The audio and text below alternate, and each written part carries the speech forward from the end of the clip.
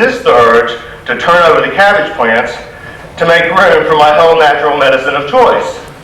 Now, paranoid? Maybe. Inconvenient? Certainly.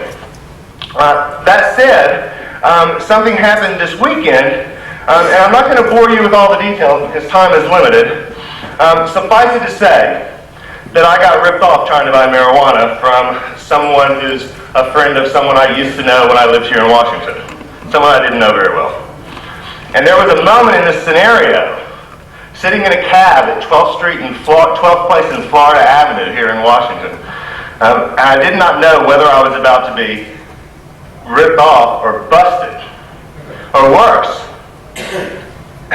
And I was reminded in that moment not only of the patients who are right now serving time in federal and state prisons across this country, I was also reminded just how difficult it must be to always rely on the dangerous, unreliable, and often unpredictable street markets.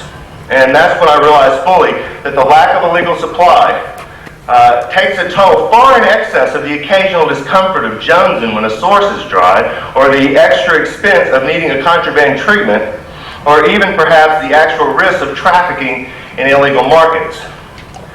Now, the lack of a legal supply extracts from us the greatest price in psychological currency, a stress that, although at first only psychological, must certainly take its own physiological toll. Now, in the acknowledgement of the obvious answer with which I began, that the lack of a legal supply affects us because some of us go to jail, it's in that acknowledgement that also lies the acknowledgement that any one of us could be next. And like the cold steel bar reality of life in prison, the stress of that knowledge, that can't be good for anyone. And this is where we pay the price, and this is why, as right as it may be, to legalize marijuana across the board, and I'm the first to stand up and say that, there is something even more morally compelling about this argument that these people must be taken out of this war, out of this unjust war on drugs. Thank you very much.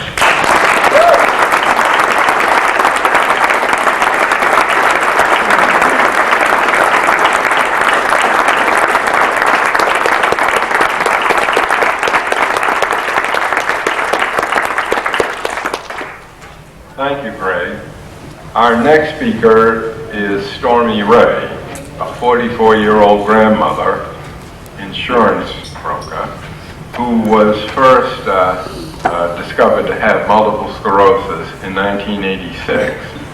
She was, in her words, seconds from death when she first used marijuana, which eliminated the pharmaceuticals which were so toxic to her.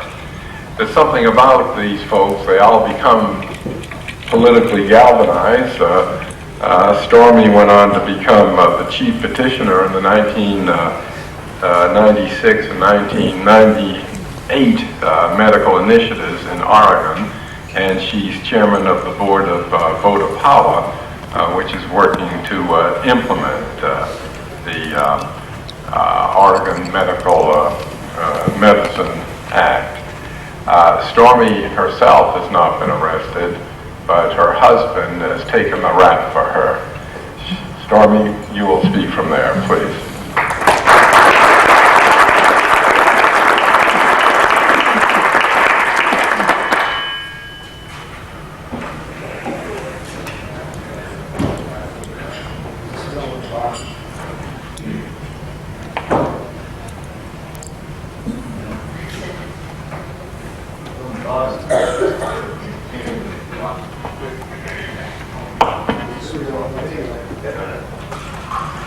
Are we ready? Yeah. My name is obviously Stormy Ray. I am so honored to be here. Though I was the chief petitioner of the Oregon Medical Marijuana Act that has now become law, it never would have occurred if it had not been from every single thing that everybody out here has done. So I'd like to start by giving everybody here one of the biggest hands and thank you so much.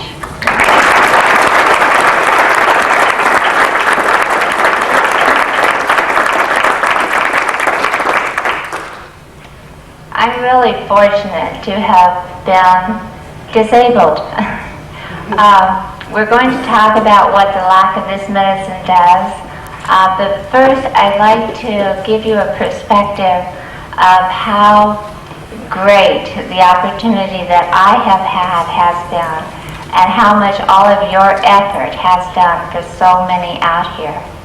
I was extremely healthy, almost to the point of being ungodly so.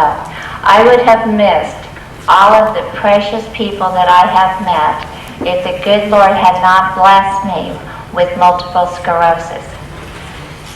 Now, I know this is a little different perspective, but I was so bent on my career and making it as man had predicted and said that I had to make it, that I forgot those beautiful roses had a wonderful smell if I could just stop. I would have missed all of the wonderful things the good Lord has put together inside every individual package. And thank heaven He knew not to let me miss all of that. And so that's why I'm here today. It's because the good Lord has truly blessed me. After coming down with MS, I reclused from people. I wouldn't even talk to you. I couldn't guarantee what I wanted to say is what would come out of my mouth.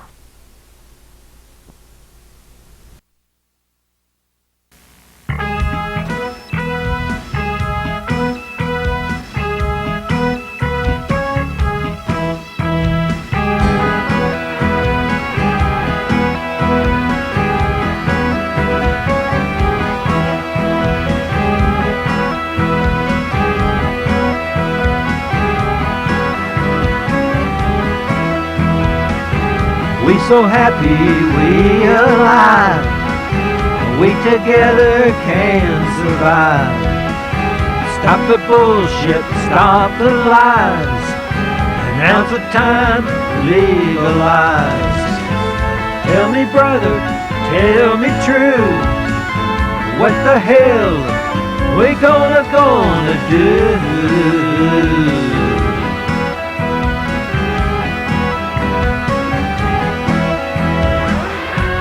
Remember the days we saw purple haze.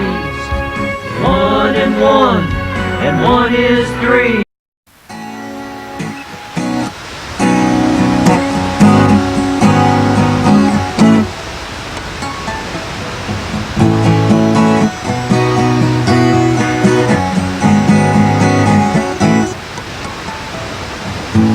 After working all the day, the moment comes when I really want to play and have some fun. Need a little relaxation to chill us out. Need a little recreation, there can be no doubt. I just wanna get high, I wanna fly into the sky. I just wanna let go. I want you to know, love you so. I just wanna get high, I wanna fly into the sky. I just wanna let go. Want you to know, love you so.